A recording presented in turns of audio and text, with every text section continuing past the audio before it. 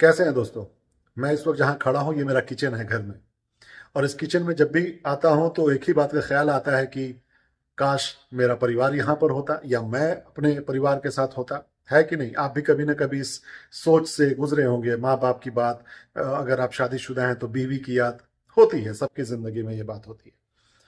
सबसे महत्वपूर्ण बात यह है कि जब भी इस तरह के ख्याल आता है कि काश आप परिवार के पास होते, तो सबसे पहली बात आती है कि किस तरीके से हम घर जा सकेंगे। सोच में आदमी पड़ जाता है कि कैसे एक ही दिन बर्बाद कर दिया जाए। एक दिन पूरा ट्रैवल करने में 24 घंटा 30 घंटा बर्बाद कर दिया जाए। डायरेक्ट अगर होता तो शायद हम जाते थर्सडे के दिन, जुम्मा शनिचर को रह के फिर इतवार को चले आते। कुछ इस तरह के भी लोग हैं विदेश में जो अपने परिवार से इस तरीके से भी मिलते हैं। लेकिन अनफॉर्चुनेटली अभी की तारीख में इस वक्त बिहार एक बहुत ही स्थिर राज्य है, जहां पर राजनीतिक तौर पे बहुत ही स्थिर सरकार है। इस वक्त जनता का जागरूक होना बहुत जरूरी है। जनता का मजबूती से इस आवाज को बुलंद करना बहुत जरूरी है, क्योंकि जनता ही है जो अपने डिमांड को रेज करती है। तो जनता के इस प्रेशर से, इस दबाव से सरकार, नेता, मंत्री, तमाम लोग हैं जो उस दिशा में सोचना शुरू कर देते हैं। उनको लगने लगता है कि कहीं ऐसा ना हो कि जनता जो ये जायज डिमांड कर रही है, कोई नाजायज भी डिमांड नहीं है। और भारत के 14 करोड़ की आबादी, जो देश की तीसरी सबसे बड़ी आबादी है, वहां पर एक अंतर्राष्ट्रीय हवाई सेवा ना होना, डायरेक्ट गल्फ से, जहां पर लाखों लोग, 2-3 मिलियन लोग डायरेक्ट कमाते हैं और उनके जरिए लाखों करोड़ों परिवार चलता है बिहार में, उनके लिए direct air flight, international flight ना होना, ये कितने शर्म की बात है। ये बहुत ही शानदार समय है। आप देखिए, केंद्र में मजबूती से सरकार है। केंद्र में मोदी जी के हाथ मजबूत है। केंद्र में मोदी जी के साथ में कुछ ऐसे भी मित्र हैं जो दुनिया के सबसे पैसे वाले में से एक हैं। अडानी जी की बात कर लीजिए, अंबानी जी की बात कर लीजिए। वैसे भी वो इंटरनेशनल एयरपोर्ट्स या भारत के एयरपोर्ट्स में बहुत इंटरेस्टेड है। अगर वो लोग चाह देंगे, बिहार में स्थिर सरकार है, अगर ये तमाम लोग, डबल इंजन की सरकार अगर कोशिश ये कर देंगे, तो मैं दावे के साथ कहता हूं दोस्तों, बिहार में किसी चीज की कमी नहीं है सिवाय राजनीतिक इच्छा शक्ति की, सिवाय पॉलिटिकल विल की। इसके अलावा कोई दूसरी वजह नहीं है जिसकी वजह से यह सेवा न दी जाए। बिहार की जनता 14 करोड़ की आबादी है। क्या उनको सम्मान से सफर करने का भी मतलब हक नहीं है? इस वक्त डबल इंजन की सरकार है, मजबूती से सरकार है, स्थिर सरकार है। आप देखिए, ये चुनाव जैसे खत्म हो गया बिहार का, बहुत जल्द बंगाल का चुनाव होने वाला है, अनाउंसमेंट। अब आप देख भी रहे होंगे, बंगाल का चुनाव हो रहा है, सारे नेता उसी में एक्टिव रहेंगे। आपका बंगाल की तरफ ध्यान जाएगा, तमाम चीजें, बातों पर बात होंगी, बहुत तरह की हिंदू मुस्लिम दिस एंड दैट पे बात होगी। और फिर वही बात होगी कि सरकार वहां किसी की भी बन जाए, फिर अगले साल यूपी का चुनाव होगा। यूपी का जैसे चुनाव होगा उसमें पूरा साल बर्बाद हो जाएगा। 2017 2018 में कुछ आप बात करना शुरू करेंगे, 2019 में तब तक विधान लोकसभा का चुनाव आ जाएगा। 29 में जब लोकसभा का चुनाव आ जाएगा तो फिर आप सोच लीजिए कि खत्म। फिर उसके बाद से 2030 में फिर से बिहार विधानसभा का चुनाव आ जाएगा।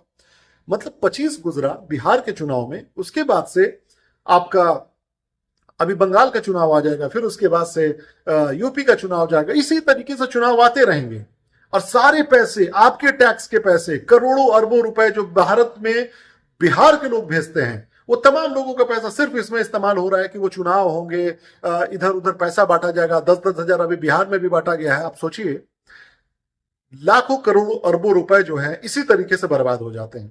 सरकार क्या कर रही है, उनका क्या राजनीतिक विल है, मुझे उससे कोई दिक्कत नहीं है। अब मैं उस पर कोई टिप्पणी नहीं कर रहा। मोदी जी बहुत मजबूती के साथ केंद्र में है, नीतीश कुमार जी बहुत मजबूती के साथ बिहार में। बिहार की जनता सिर्फ एक चीज का डिमांड कर रही है, वो है डायरेक्ट इंटरनेशनल फ्लाइट जो अरब देश से बिहार को आए। इसमें कोई भी दो राय नहीं है कि इसको संभव बनाना बिल्कुल पॉसिबल है, बिल्कुल संभव है ये। अगर इसके बारे में किसी को भी जानकारी चाहिए तो बहुत सारे डॉक्यूमेंटेशन हैं भारत के अलग अलग हिस्सों में, जो अंतर्राष्ट्रीय हवाई अड्डे बने हैं उसके जो डॉक्यूमेंट्रीज हैं, आप उसको स्टडी कर सकते हैं। और ये काम मैं फिर कहता हूं मेरा नहीं है, मैं टेक्निकल उसके एनालाइज करूं, मैं क्या क्या इसमें समस्या है उस पर एनालाइज करूं, नहीं। मैं भारत का नागरिक हूं, मैं वोट देता हूं ताकि सरकार हमारे डिमांड को सुने, हमारी बातों को सुने, हमारे मुद्दों को सुने और बिहार के 14 करोड़ की आबादी को वो सहूलियत दे जिसकी उसको जरूरत है। ये काम बिहार सरकार का है, भारत सरकार का है, भारत सरकार के उड्डयन मंत्री का है कि वो इसे संभव बनाए। जनता ने उन पर यकीन जताया है, जनता ने उन्हें वोट दिया है, तो आप उसको संभव बनाइए। हमारा काम वोट देना था, वोट हमने दिया, सरकार आपकी बनी, सरकार जब आप बन गए हैं तो उसके बाद आप सबके मंत्री हैं, आप सबके नेता हैं, आप सबके प्रधानमंत्री और मुख्यमंत्री हैं। तो नरेंद्र मोदी जी से मैं ये आग्रह करता हूं कि प्लीज आप अपने दोस्तों के साथ मिलकर स्पेशल पैकेज निकालिए। और आपको याद होगा बीच में नरेंद्र मोदी जी ने एक रिलीफ फंड का ये किया था, उद्घाटन किया था, जिसमें अरबों रुपए आए थे।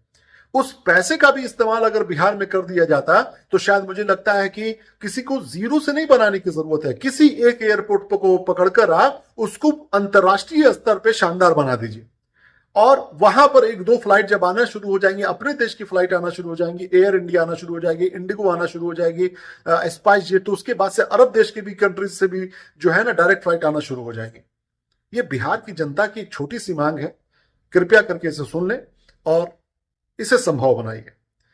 बहुत बहुत धन्यवाद। और बिहार के जितने भी लोग हैं, पूरी दुनिया में जहां जहां भी लोग हैं, एक साथ एक आवाज बनकर इस पर जिस तरीके से अभी आप उठा रहे हैं आवाज, उठाते रहिए आवाज। जिस भी प्लेटफॉर्म से जिस तरीके से भी आवाज को उठाते हैं, उठाते रहिए। हाँ, एक बात और मैं कहना चाहूंगा, अगर आप एक साथ होकर, किसी के साथ होकर आवाज नहीं उठा रहे हैं, अगर आप अपना इंडिविजुअल उठा रहे हैं, तो किसी के दूसरे के काम को आप क्रिटिसाइज भी मत कीजिए या उनको सजेशन भी मत दीजिए, सुझाव मत दीजिए। जैसे कि अगर देखा जाए सोशल मीडिया पे, मैं कोई क्रेडिट लेने की बात नहीं कर रहा, कोई बड़ी बात नहीं है, ये भारत के, बिहार के राज्य की भलाई की बात है। मुझे कोई इससे दिक्कत नहीं है कि कोई किस तरीके से आवाज उठा रहा है, बस ये काम हो जाना चाहिए। और जो भी नेता बन जाए, जो भी क्रेडिट ले जाए, कोई फर्क नहीं पड़ता है। लेकिन ये बात तो पक्की है कि सोशल मीडिया पे रिसेंटली इस बात को मैंने उठाया था। अगर आप इसके इतर मेरे साथ नहीं होकर आप अपने अलग अंदाज से, अपने तरीके से चीजों को शेयर कर रहे हैं, लिख रहे हैं, बोल रहे हैं, बहुत अच्छी बात है, सलाम है आपको, सैल्यूट है आपको, कम से कम आप इस मुद्दे के साथ जुड़ गए। लेकिन अब आप इस पर सुझाव मत दीजिए मुझे कि इनको ऐसे करना चाहिए, उनको वैसे करना चाहिए, फला। हम भी इस दुनिया से और सोशल मीडिया से कई सालों से जुड़े हुए हैं, चीजों को जानते हैं, अच्छे अच्छे नेताओं से मिलता हूं, अच्छे अच्छे नेताओं से बात करता हूं, या उनके साथ में रहा हूं, या बात किया हूं, या जो भी है, अपने स्तर पे जो भी है, हर तरीके के लोगों को जानता हूं मैं।